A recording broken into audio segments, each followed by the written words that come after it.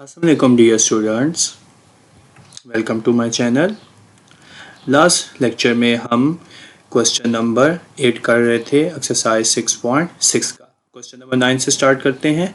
Question number 9 is very simple. इसी तरह आपने क्वेश्चन नंबर 9 भी करना है। देखें क्वेश्चन नंबर 9 में क्या चीज़ पूछी की है। क्वेश्चन नंबर 9 में पूछा गया find the N term of a geometric sequence.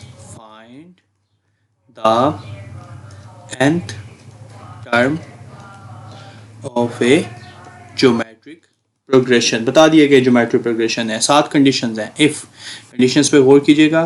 पहली कंडीशन है कि a5/a3 is equal to 4/9 and second condition है a2 इज इक्वल टू 4/9। आपने क्या करना है, एन टर्म बतानी है। सिंपल, देखें जी सॉल्यूशन पे आ जाए। गिवन तो है ही है। टू फाइंड आपने करना है ए एन मतलब a1 r की पावर n-1, ये आपने फाइंड करना है, नेम्ड एज इक्वेशन नंबर 1। अब देखें जी गिवन क्या क्या। सबसे पहले आपको गिवन है जी a5/a3 is equal to 4/9। a5 क्या होता है जी, a1 r की पावर 4 और a3 क्या होता है जी, a1 r square is equal to 4/9। तो अंडरस्टूड बात है। a1 से कैंसिल, r स्क्वायर से कैंसिल, तो ये हो गया r square is equal to 4/9 and r is equal to ±2/3। ये आपके पास r आ गया है ना। अब और साथ क्या बताया हुआ है, also a2 is equal to 4/9। a2 भी 4/9 है। a2 क्या हो जाते हैं जी, a1 r is equal to 4/9। अब r की वैल्यू पुट करें जी, put r is equal to 2/3। पहले +2/3 पुट करें, देखें a1 का क्या आंसर आता है। अब a1 के दो आंसर आएंगे, तो आंसर आ जाएगा आपके पास a1 into 2/3 is equal to 4/9। तो 2 से कैंसिल, ये 3 इससे कैंसिल, तो a1 का आंसर आ जाएगा जी 2/3।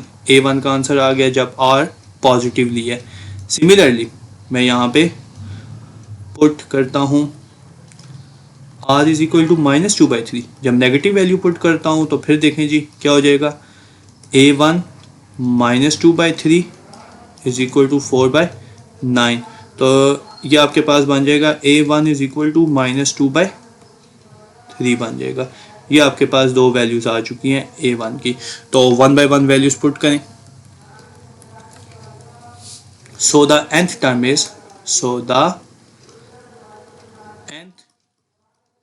टर्म इज, एन टर्म क्या बनेगी, एक बनेगी an is equal to a1 r की power n-1 and an is equal to a1 r की पावर n-1। ये दो केसेस इसलिए ले रहे हैं कि बिकॉज ये दोनों केसेस इसलिए दे रहे हैं कि हमारे पास दो वैल्यूज हैं।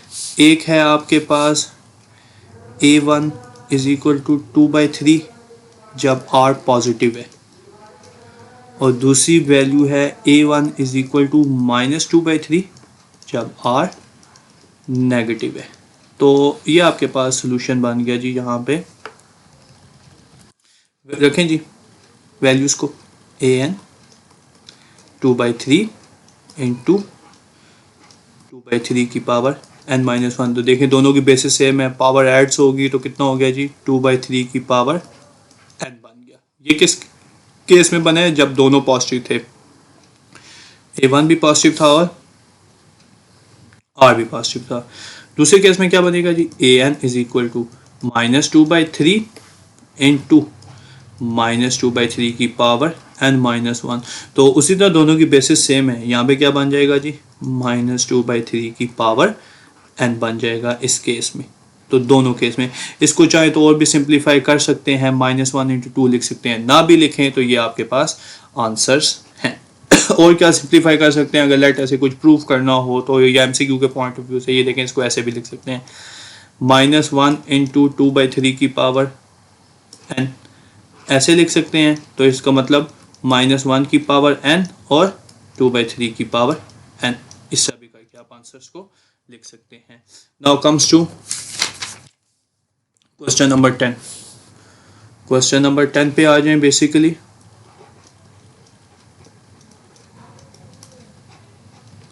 क्वेश्चन नंबर 10 में find 3 consecutive number in GP whose sum is 26 and product is 216. Find 3 consecutive numbers in GP geometric progression में whose sum is 26 and product is 216। Product कितनी बनती है, 216 बनती है। सम और प्रोडक्ट बता दी, आपने बेसिकली क्या करना है, आंसर्स को निकालना है। देखें जी कैसे नंबर चूज करने हैं, ये बात ज़रा गौर से सुनिएगा, ठीक है। ये देखें अर्थमेटिक की तरह का टॉपिक है। ये पहला नंबर हो गया A1। इससे अगला नंबर क्या होगा, वो होगा A1R, जो A2 होता है basically. A2 is equal to A1R, sorry. और इससे जो अगला नंबर होगा A3, वो कितना हो जाएगा, A1R स्क्वायर। इससे जो अगला नंबर होगा लेटर से A4, वो क्या हो जाएगा, A1R क्यूब। एक जस्ट एग्जांपल दे रहा हूँ, ये जो A2, A1, A3 just for building, just हम एक कंसेप्ट को बिल्ड कर रहे हैं, इसलिए ये लिख रहे हैं कि ऐसे ऐसे नंबर आएंगे कि एक नेक्स्ट टर्म को हम क्या करते जाएंगे, मल्टीप्लाई करते जाएंगे।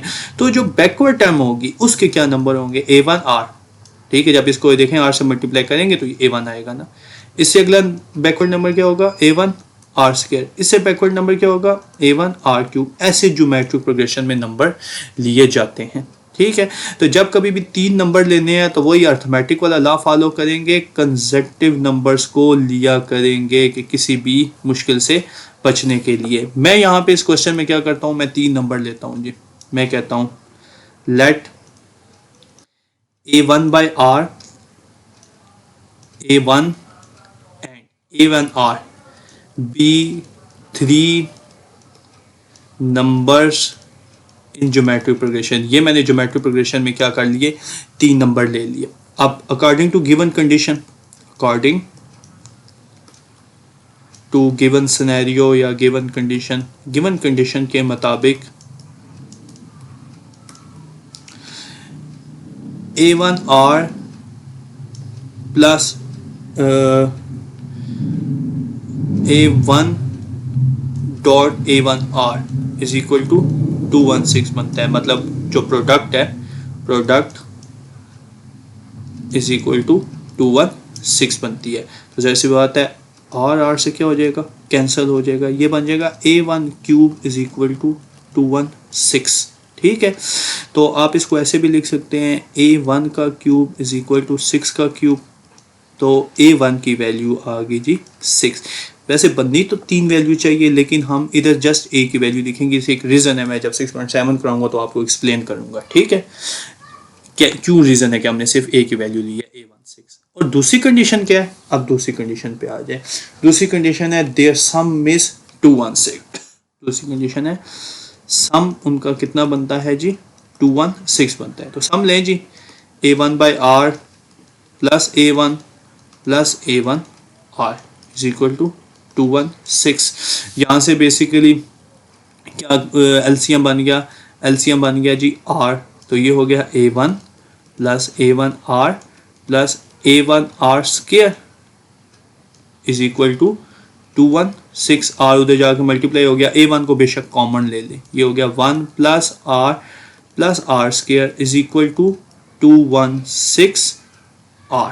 पुट वैल्यू ऑफ A1, क्योंकि A1 की वैल्यू निकाल चुके हैं, पुट करें, कितनी वैल्यू आई थी, 6। Put value of A one की वैल्यू पुट करें तो ये कितना हो जाएगा 6 into 1 plus are square is equal to 216 R. तो 216 से जाके वहाँ पे कैंसिल हो गया। ये कैंसिल जब बेसिक सी बात है 216 से होगा तो अभी हमने किया था, ये कितना बनता है जी 6 का क्यूब बनता था। आप 216 को डिवाइड करके देख लें, ये बनता है 36 बन जाता है। ठीक है, तो ओवरऑल इक्वेशन क्या बनी? इक्वेशन बनी जी 1 plus are square is equal to 36 r. तो it become r square plus r minus 36 r plus 1 is equal to 0। Quadratic equation की तरफ जा रहे हैं। R square minus 35 r plus 1 is equal to 0 बन गया। तो देखें ये फैक्टर बनते हैं, अगर तो 35 की फॉर्म में फैक्टर बनते हैं तो सिंपली आप क्या करें, फैक्टर बना के उनका आंसर निकाल लें कि 35 की फॉर्म में क्या फैक्टर्स बन सकते हैं। फैक्टराइज इसको करें तो बेसिकली ये कोई फैक्टर हमारे पास प्रॉपर नहीं बन रहे जिस तरह से बनने चाहिए। देखें हमने कोई मिस्टेक तो नहीं कर दी है। 216 था तो यस हमने मिस्टेक कर दी है। Sum is 26 and product is 216 exactly. जो सम था वो 26 था, वो हम गलती से 216 लिखे हैं। ये देखें जी, सम इज ओनली 26। ये देखें जी, सम इज ओनली 26। तो जब 26 को 6 पे डिवाइड करेंगे, ये यहाँ पे मिस्टेक हो गई है हमसे, ये इस जगह पे ये बन जाएगा आपके पास 6 इंटू 26। तो जब इसको कैंसल आउट करेंगे तो ये हो जाएगा 3 एंड 13। ये मिस्टेक हो गई, इसको ज़रा करेक्ट कर ले, क्योंकि मैं से क्या फैक्टर नहीं बन रहे थे और फैक्टर कॉम्प्लेक्स फॉर्म में बन रहे थे बहुत ज़्यादा। तो ये मैं रेज कर रहा हूँ, ये 36 नहीं है। ये दो स्टेप्स हमसे थोड़े से स्ट्रॉन्ग हो गए, इनको थोड़ा सा सेट कर लेते हैं।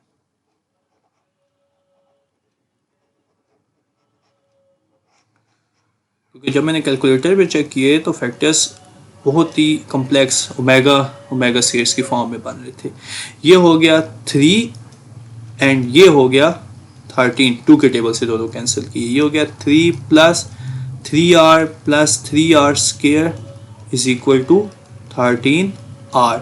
It become 3r square, 3r minus 13r plus 3r minus 13r plus 3 is equal to 0। तो ये बन गया आपके पास 3r square minus 10r plus 3 is equal to 0।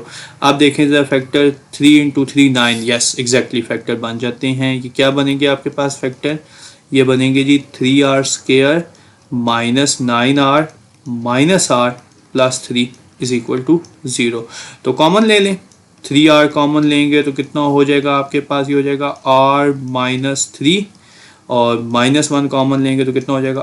r minus 3 is equal to 0।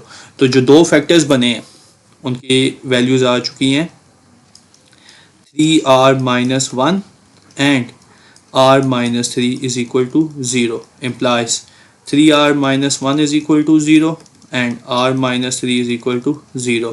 तो एक r की वैल्यू बन गई यहाँ से 1/3। देखें r जाके उधर ऐड हुआ और 3 जाके क्या हो गया? डिवाइड हो गया। और दूसरी आपके पास r की वैल्यू कितनी बन गई जी? 3 बन गई। ये दो आपके पास r की वैल्यूज आ चुकी हैं। नाउ अब r की वैल्यू भी आ गई, a1 की वैल्यू भी आ गई। आपने नंबर फाइंड करने हैं जैसे अर्थमेटिक में करते थे। So the numbers are, if a1 is equal to 6 and r is equal to 1/3 तो क्या नंबर बनेंगे? और सिमिलरली इफ या when a1 is equal to 6 and r is equal to 3 तो तब क्या नंबर्स बनेंगे?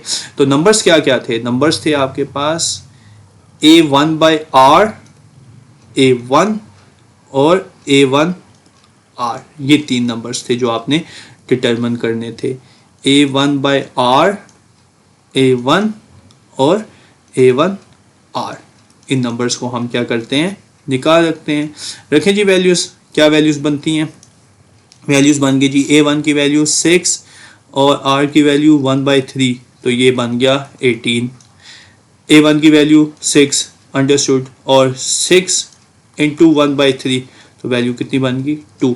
इन तीनों को जमा करें, 18 एंड 6 24 एंड 26, सम बन गया 26 और प्रोडक्ट 216 बनती है। आप चेक करके देख लें। आप दूसरे नंबर्स निकालें जी, 6/3 2 6, और यहाँ पे कितना बन गया जी, ये बन गया 6 इंटू 3 18। सो द नंबर्स जो आए हैं वो आए हैं आपके पास 18 6 2 एंड 2 6 18। ये वो नंबर्स हैं जिनका सम ज्योमेट्रिक प्रोग्रेशन में कितना बनता है 26, और प्रोडक्ट कितनी बनती है 216। ये जैसे 6.4 में मेन क्वेश्चन किया था ऑड नंबर्स वाला, एज इट इज़ वैसे ही है। ये अच्छा क्वेश्चन है, ये आ सकता है, ठीक है। ज़्यादातर चांस शॉर्ट्स में ये, और शायद पंजाब बोर्ड में ये लॉन्ग में आए, तो ये अच्छा क्वेश्चन है, इसको ज़रा और से दिखेगा। Now comes to question number 11। Question number 11 भी यही है, ठीक है। उसमें इवन नंबर्स आ गए क्वेश्चन नंबर 11 में। उसमें क्या पूछा गया है, कहता है if the sum of 4 consecutive terms of GP is 80, if the sum of 4 consecutive terms of geometric progression is 80 and, ये वर्ड गौर से सुनिएगा, and arithmetic mean, AM stand for arithmetic mean, जो हमने 6.3 में कंसेप्ट देखा था, of second and fourth of them is 30। Find the terms, find the terms. आपने क्या करनी है, टर्म्स को निकालना है, ठीक है। Now look at this.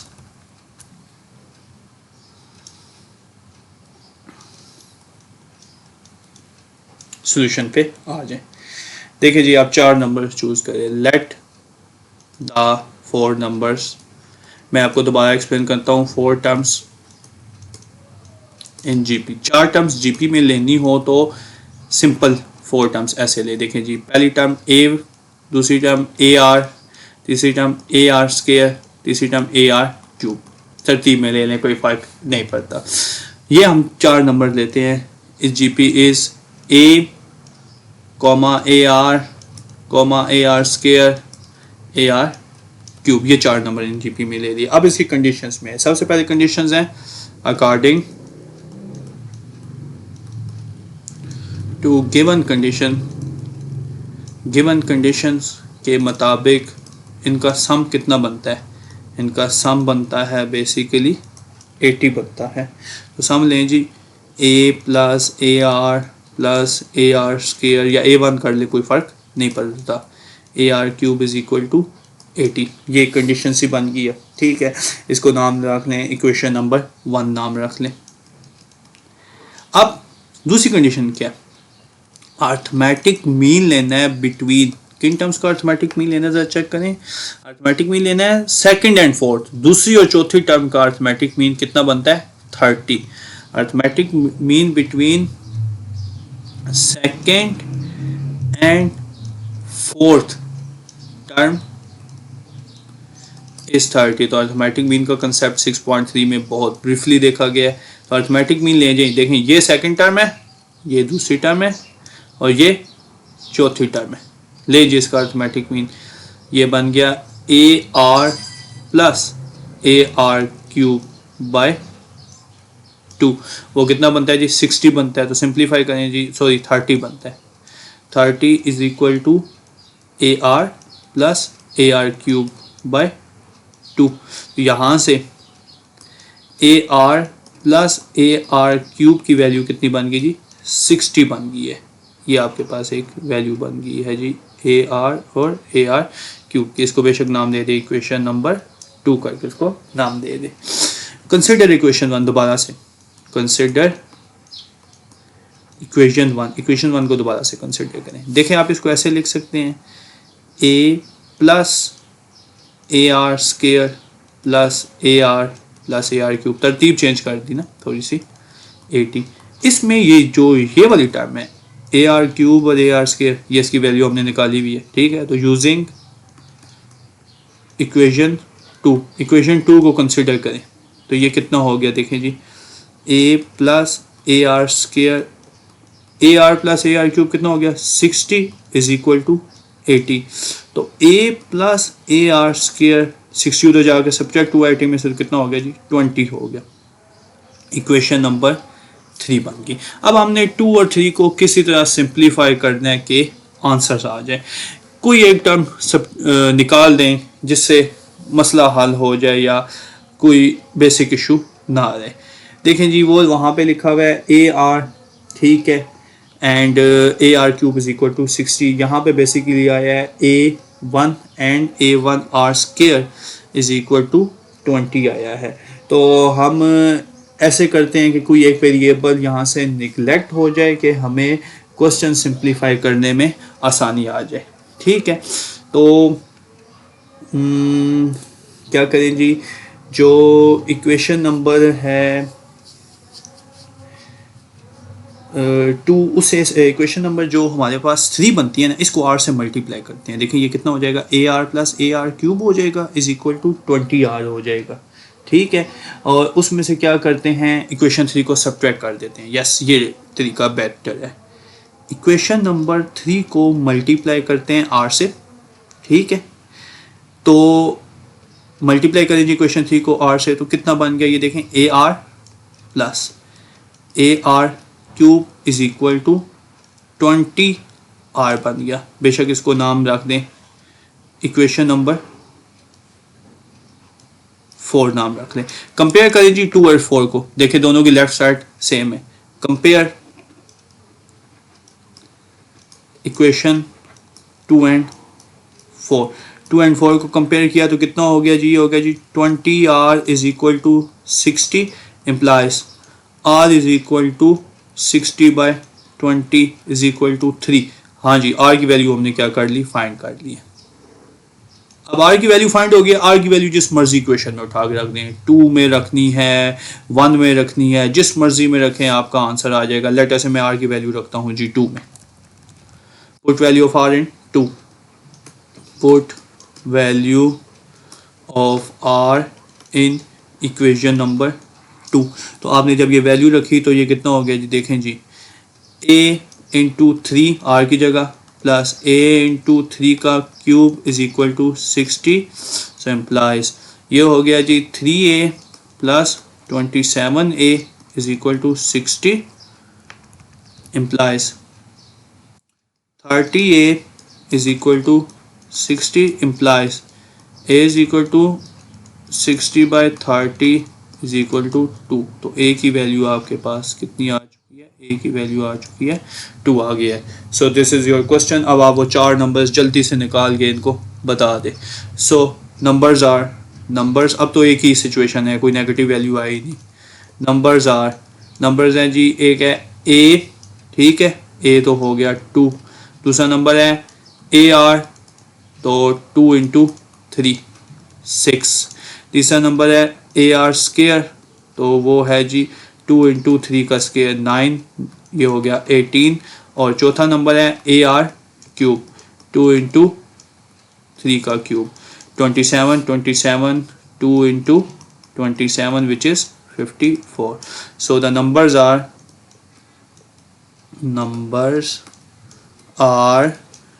2, 6, 18 and 54। ये नंबर्स हैं जिनका बेसिकली आप सम करें तो सम बनता है इनका 80।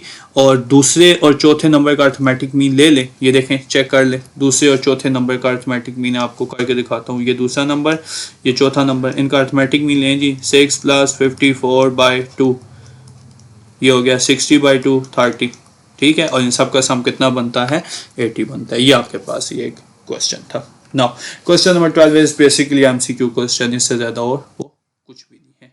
क्वेश्चन नंबर 12 देखें क्वेश्चन नंबर 12 में क्या पूछा हुआ है, if 1 over A comma 1 over B 1 over C are in GP, कहता है अगर ये नंबर जीपी में है, show that common ratio is, show that common ratio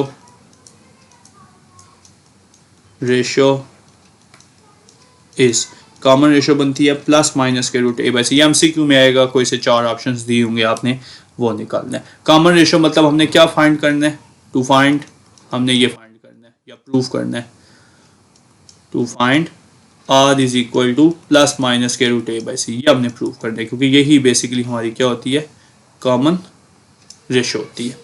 now check, solution पे आ जाए।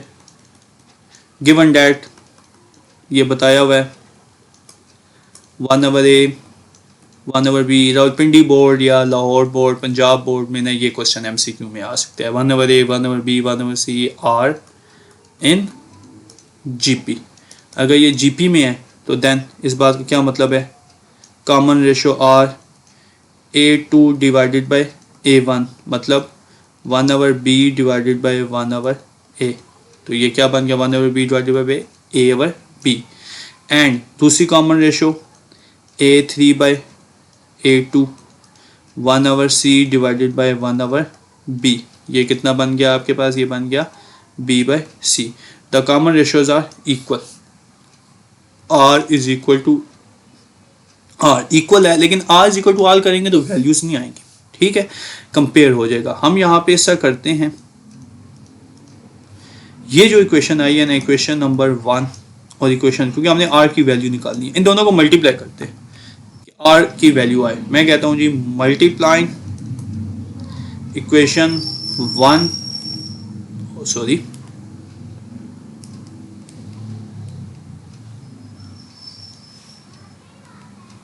Multiplying equation 1 and equation 2, equation 1 और 2 को क्या करें जी, मल्टीप्लाई करें। देखें जी, लेफ्ट साइड लेफ्ट से मल्टीप्लाई होगी, r multiply r, right side right से, a over b multiply b over c, तो अंडरस्टूड b b से cancel, r into r square is equal to a c, तो it implies r is equal to plus minus square root a by c. यही चीज़ आपने क्या करनी थी, proof करनी थी। देखिए कितना बेसिक क्वेश्चन था, ज़्यादातर चांस है एमसीक्यू में आए, बहुत ही आपकी लक अच्छी हुई तो शॉर्ट में आएगा, लेकिन जो पंजाब बोर्ड है, Pindi board, Sargodha board, Gujranwala board, Lahore board, उनमें ये क्वेश्चन 2 मार्क्स का शॉर्ट में आते हैं। अच्छा जी, फेडरल बोर्ड के पॉइंट ऑफ व्यू से देखें, जो हम बेसिकली कर रहे हैं, क्वेश्चन नंबर 13 14, बेटा ये लॉन्ग क्वेश्चन है, दोनों बिल्कुल सेम क्वेश्चंस हैं, 13 एंड 14। एपी की टर्म्स लेनी है, एक में सब्ट्रैक्ट करना है, एक में आपने बेसिकली क्या करना है, इंक्रीज करना है। मैं क्वेश्चन नंबर 14 करवाऊंगा, क्वेश्चन नंबर 13 आप खुद करेंगे, ये लिख लें, बहुत इंपॉर्टेंट। अगर लेटर से इस एक्सरसाइज से लॉन्ग अटैम्प्ट हो जाता है तो क्वेश्चन नंबर 13 प्लस 14 ये लॉन्ग क्वेश्चन है, और बाकी तमाम बोर्ड्स में भी ये लॉन्ग ही आते हैं। दोनों का एक ही पैटर्न है, एक में टर्म्स में से सब्ट्रैक्ट करना है, एक में क्या करना है, ऐड करना है, कुछ भी चेंज नहीं है। दोनों में 3 टर्म्स लेनी है आपने अर्थमेटिक प्रोग्रेशन की, जो हमने बेसिक टॉपिक किया था 6.4 में कि कैसे टर्म्स हम लेते हैं। मैं क्वेश्चन नंबर 14 करा रहा हूँ, 13 आप लोग खुद ट्राई करेंगे, ठीक है। क्वेश्चन 14 में कहता है, if the 3 consecutive numbers in AP is R increase by 1 4 and 50, if the 3 consecutive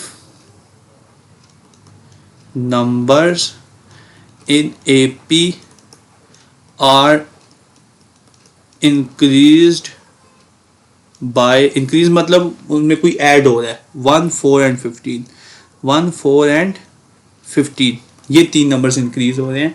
the resulting numbers are in GP, the resulting numbers are in GP, जो रिजल्टिंग नंबर आ रहा है वो जीपी बन जाएगा, ठीक है। And find the original number if their sum is 6, find the original number निकाले हुज सम इज 6। अब देखें जी, क्वेश्चंस करते हैं। 3 नंबर्स पहले एपी में लेने हैं, ठीक है, 3 नंबर्स एपी में कैसे लेते हैं हमने 6.4 में प्रॉपर टॉपिक किया हुआ है, आप जरा देखिएगा 3 नंबर्स एपी में कैसे चूज करते हैं। Let a minus d comma a plus d be 3 numbers in arithmetic progression AP. ये 3 नंबर्स हैं। आप कंडीशन के मुताबिक अकॉर्डिंग टू गिवन कंडीशन के मुताबिक उनका सम कितना बनता है जी, 6 बनता है। Sum is equal to 6, that is a minus d plus a plus d is equal to 6। तो इस बात का क्या मतलब है जी, 3a is equal to 6 implies a is equal to 2। ये हो गया 6 और ये कितना बन गया जी, 2 बन गया। a की वैल्यू शुरू में निकल है।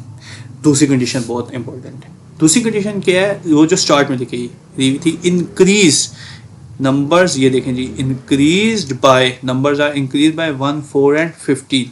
Now second condition is according to two conditions,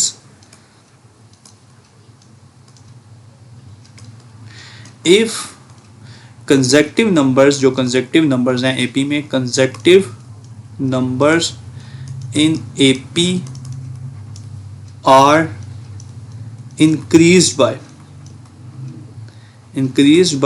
1, 4 and 15। जो क्वेश्चन नंबर 13 है उनमें सब्ट्रैक्ट हो रहे होंगे, इनमें इंक्रीज नहीं हो रहे होंगे। देखिए कैसे इंक्रीज करनी है, जरा चेक करें। ये 3 नंबर्स हैं। पहला नंबर है a माइनस डी है पहला नंबर, कॉमा दूसरा नंबर है a और तीसरा नंबर है a प्लस डी। इनमें इंक्रीज करें। क्या इंक्रीज करें? पहले नंबर में इंक्रीज हो रहा है 1, ये देखें पहले नंबर में 1 इंक्रीज हो रहा है। दूसरे नंबर में क्या इंक्रीज हो रहा है, 4 प्लस 4। और तीसरे नंबर में क्या इंक्रीज हो रहा है, प्लस 15। ठीक है, जो क्वेश्चन नंबर 13 होगा उनमें सब्ट्रैक्ट करने होंगे, बाकी और कोई चेंज नहीं है। ठीक है, तो अगर इंक्रीज हो तो सीक्वेंस क्या बन जाएगा, geometric, then progression become GP. तो तब प्रोग्रेशन क्या हो जाएगी, ज्योमेट्रिक प्रोग्रेशन हो जाएगी। देखिए आप सीक्वेंस क्या बना, आपके पास बना, ये बना जी a minus d plus 1 comma a plus 4 a plus d plus 15। देखें a की वैल्यू निकाली है ना, सबसे पहले a की वैल्यू पुट करें कि सिंप्लीफाई हो जाए। पुट वैल्यू ऑफ a, ये जो आपने स्टार्ट में निकाली हुई है, ये जो बनती है 2 माइनस डी प्लस 1, तो ये हो गया जी 1 माइनस डी है, वो हो गया 2 प्लस 4, ये हो गया जी 6 हो गया। 2 प्लस डी प्लस 15, ये हो गया जी 17 प्लस डी हो गया। ये जो तीनों नंबर्स आपके पास आए हैं, ये सॉरी 2 प्लस 1 3 हो गया, ये हमने क्या मिस्टेक कर दी। 2 प्लस 1 बेसिकली 3 हुआ, 3 माइनस जी 6 और 17 प्लस डी। ये किसमें है, आर इन जीपी। तो जीपी का क्या मतलब है, geometric progression. Common ratio equal, that is, इस बात का मतलब है 6 divided by 3 minus d is equal to 17 plus d is equal to divided by 6। Succeeded को प्रीसीडिंग पे डिवाइड करने से कोई फर्क नहीं पड़ता, तो सिंपल क्रॉस मल्टीप्लाई करें आप। ये देखें यहाँ पे ये कितना बन जाएगा जी, 6 into 6 is equal to 17 plus d into 3 minus d। 6 into 6 36, 17 into 3 हो गया 51 minus 17d plus 3d minus d square. तो ये हो गया इक्वेशन आपके पास बाहर की। 36 is equal to 51 minus 17d plus 3d minus 14d minus d square. ये सारी वैल्यूज उस तरफ लेके चले जाएं, ये बन गया आपके पास d square plus 14d plus 36 minus 51 is equal to 0। तो ये हो गया जी d square plus 14d minus 15 is equal to 0 हो गया। तो 15 के फैक्टर देखें जी, 15 के क्या फैक्टर्स बन सकते हैं आपके पास 14 की फॉर्म में। Simple 15d and d square plus 15d minus d minus 15 is equal to 0। तो ये यहाँ पे डी की वैल्यूज अब कितनी आएंगी, 2 आएंगी। देखें ये कितना हो गया, d into d plus 15 minus 1 into d plus 15 is equal to 0 implies d minus 1 और d plus 15 is equal to 0। एक डी की वैल्यू आ गई जी d minus 1 is equal to 0, दूसरी वैल्यू आ गई d plus 15 is equal to 0। एक डी की वैल्यू आ गई 1, दूसरी डी की वैल्यू आ गई जी माइनस 15। अब ये जो डी की वैल्यूज आई हैं, अब आप नंबर्स निकालें जी। सो नंबर्स आर, कंडीशंस लें, ठीक है, व्हेन जब d इज इक्वल टू 1 और a1 इज इक्वल टू 2 है, और जब d is equal to 15 minus 15 और a इज इक्वल टू 2 है। हमने a लिया हुआ इसलिए a1 नहीं कहते, हमने स्टार्ट में a ले लिया था, उसको नंबर का नाम क्या रख दिया था, a रख दिया था। नंबर्स हमने क्या चूज़ किए थे, देखें a माइनस डी, a और a प्लस डी, ये नंबर्स हमने बेसिकली चूज़ किए थे। ये इसको a1 को रेस कर दें, ये लें। तो numbers are a minus d, a plus d, a minus d, a plus d, ये आपके पास बेसिकली नंबर्स हैं, ठीक है। आप सिंप्लीफाई करें जी, देखें जी क्या बनता है जी, a minus D, 2 minus 1 1, a 2, a plus D G 2 plus 1, ये हो गया 3, 3 और 2 5, 5 और 1 6। अब देखें इनका सम कितना बन गया, 6 हो गया। इधर देखें जी 2 माइनस इंटू माइनस 15, ये हो गया 17, a कितना हो गया 2, और आखिर में कितना हो गया जी 2 प्लस इंटू माइनस 15, ये हो गया माइनस 13। इनको भी ऐड करके देख लें, सिंपल 17 और 2 कितना हो गया 19, 19 में से 13 गए 6। सो द नंबर्स आर, जो नंबर्स आए हैं, नंबर्स आए हैं जी 1 2 3 एंड 17 2 और माइनस 13। ये वो नंबर्स हैं जिनका सम कितना बनता है, 6 बनता है, ये अर्थमेटिक में। और दूसरी बात यह है कि जब इनमें नंबर इंक्रीज कर दिए जाएं, पहले नंबर में इंक्रीज कर दिया जाए 1, दूसरे में 4, तीसरे में 15, तो ये ज्योमेट्रिक प्रोग्रेशन बन जाते हैं, ठीक है। ये इनकी खुसूसियत है, ये बहुत इंपॉर्टेंट लॉन्ग क्वेश्चन बन सकता है हर बोर्ड में, फेडरल में, पंजाब बोर्ड में, किसी में भी। अब क्वेश्चन नंबर 13 की स्टेटमेंट में आपको बता देता हूँ, आप लोगों ने खुद करना है। क्वेश्चन नंबर 13 में कुछ भी नहीं है। इसमें कहता है if the numbers 1 4 and 3 are subtracted from 3 terms of an AP, if the numbers are 1 4 and 3 are subtracted, 1 4 and 3 क्या कर दिए जाएं, subtracted कर दिए जाएं from the consecutive terms of AP, from the consecutive terms of AP। अगर consecutive terms of AP से ये 3 नंबर 1 4 3 सब्ट्रैक्ट किया जाए, the resulting numbers are in GP, तो the resulting numbers are in GP, तो रिजल्टिंग नंबर्स किस में होंगे, GP में होंगे। And find the number if their sum is 21, find the numbers को फाइंड करें इफ देयर सम इज 21, उनका सम क्या बनता है 21 बनता है। एज इट इज आपने करना है। नंबर्स क्या चूज करने हैं, देख लें जी, नंबर्स आपने चूज करने हैं a माइनस डी, a और a प्लस डी, ठीक है। पहले इनका सम करके a की वैल्यू निकाल लीजिएगा, सम कितना बनता है 21, और फिर a माइनस डी में से सब्ट्रैक्ट करेंगे 1, a में से सब्ट्रैक्ट करेंगे 4 और a प्लस डी से 3। एज इट इज आपने क्वेश्चन करना है, जैसे 14 हुआ है बेटा, ये डू योर सेल्फ आपका क्वेश्चन है, ठीक है। ना हुआ आप कमेंट में बता दीजिएगा, मैं करवा दूंगा, लेकिन कोशिश करें, आपकी लर्निंग के लिए बहुत बेटर है ये, ठीक है। ये हमारी एक्सरसाइज 6.6 थी। इंशाल्लाह ताला नेक्स्ट वीडियो में मैं एक्सरसाइज 6.7 स्टार्ट करूंगा, ज्योमेट्रिक मीन। जैसे हमने एक्सरसाइज 6.3 की थी अर्थमेटिक मीन, अब है ज्योमेट्रिक मीन। ये भी बहुत मेन कंसेप्ट है, ज्योमेट्रिक मीन से क्वेश्चंस करेंगे। तब तक के लिए बेटा अल्लाह हाफिज़, सी यू नेक्स्ट टाइम।